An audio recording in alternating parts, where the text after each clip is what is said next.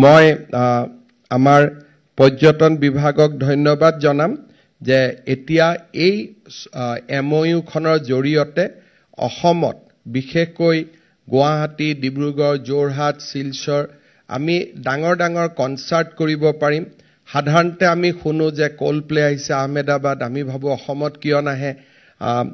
ঈদ চিৰিন শিলঙত আহিছে, আমি ভাবো অসমত কিয় নাহে।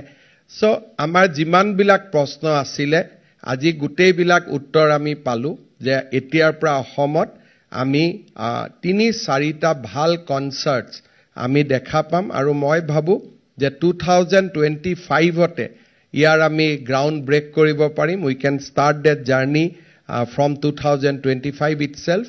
অসমত আমাৰ ভেনু কম থাকিছিলে, T20 হোৱা কাৰণে আমি সৰু সজাই আমাৰ বৰ্ষাপাৰা ক্ৰিকেট ষ্টেডিয়ামখন দিব পৰা নাছিলো, কিন্তু এই বছৰত আমি আমিনগাঁৱত বৰ্ষাপাৰাৰ দৰে ইকুৱেল ষ্ট্ৰেংথৰ ষ্টেডিয়াম আমি ইনগ্ৰেট কৰিম। সো আমাৰ দুখন ষ্টেডিয়াম হ'ব। নেহেৰু ষ্টেডিয়ামত এইবাৰ আমি 700 কোটি টকা দি ইণ্ডিয়াৰ আটাইতকৈ ডাঙৰ ফুটবল ষ্টেডিয়ামখন আমি বনাব গৈ আছো। So Nehru stadium will B A venue from within 2 to 3 years।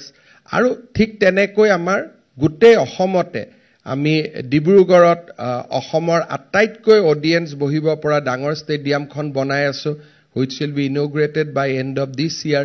গতিকে এতিয়া আমাৰ ভেনুৰো অসুবিধা নহয়, থকা হোটেলৰো অসুবিধা নহয়, এণ্ড কানেক্টিভিটিটো আমাৰ কাৰণে এতিয়া ইস্যু নহয়। দিল্লী, কলকাতা, হায়দৰাবাদ, বেংগলোৰৰ পৰা ইমান ফ্লাইটছ আছে যে কোনো মানুহে গুৱাহাটীত আহিবৰ কাৰণে অসুবিধা নহয়।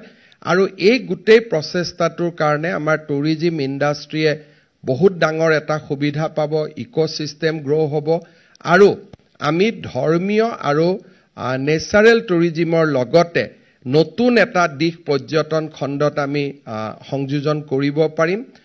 2-3টা কথা, এই যি কনসাৰ্ট হ'ব this will be completely will be run by the book my show। Assam গভৰ্ণমেণ্টৰ ইয়াত একো নাথাকে, না মুখ্যমন্ত্ৰীৰ লগত এটা পাছ থাকিব, না টিকট থাকিব, দেয়াৰ ইজ নাথিং। গতিকে আমি ইয়াতে এই গোটেইটো আমি খুব প্ৰফেশ্যনেলি কৰিব খুজিছো। নহলে অসমত কিবা এটা কৰিলে ইমান ফ্ৰী পাছৰ ৰিকুৱেষ্ট আহে যে যোনে কৰিব খোজে ই অসমৰ পৰা গুচি যায়, যে অসমত আমি ক'ৰ পৰা আমি ফ্ৰী পাছ দি থাকিম। গতিকে মই ভাবো সেইকাৰণে we are outsourcing complete event to book my show'. Even মিনিষ্টাৰেও চাব খুজিলে they have to purchase and they have to go there ইয়াতে যাতে, কাৰণ at the end of the day আমি এনেকুৱা মানুহ বিচাৰিছো আহি পেলাই দোজ হু উইল স্পেণ্ড। কাৰণ যেতিয়া স্পেণ্ড কৰিব তেতিয়াহে হোটেলত তাৰ বুকিং হ'ব, যেতিয়া স্পেণ্ড কৰিব তেতিয়াহে সি উবেৰ ওলাত উঠিব, যেতিয়া স্পেণ্ড কৰিব তেতিয়াহে সি দোকানত গৈ খাব। কিন্তু যদি আমি ভাবো যে নহয় দিস ইজ এ কমপ্লিমেণ্টাৰী, তেতিয়াহ'লে আমাৰ কোনো ইকোসিস্টেম গ্ৰো নহয়।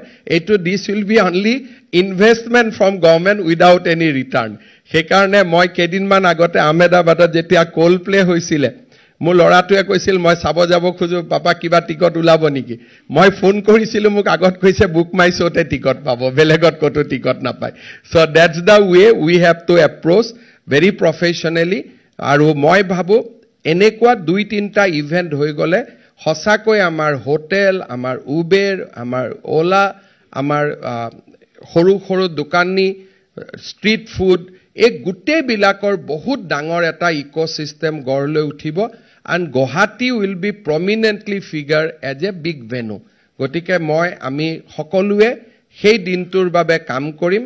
my entire best wishes for this effort। আৰু টুৰিজিম ডিপাৰ্টমেণ্টক মই ধন্যবাদ জনাম যে ইন ৰেকৰ্ড টাইম আমি এগ্ৰিমেণ্ট কৰিলো, কেবিনেট এপ্ৰুভেল ললো, we set entire things in right shape. আৰু এতিয়া আমাৰ সন্মুখত কোনো বাধা নাই, আমি সুন্দৰকৈ ইয়াক কৰিব পাৰিম। সকলোৰে সহযোগিতা কামনা কৰিছো। বহুত বহুত ধন্যবাদ।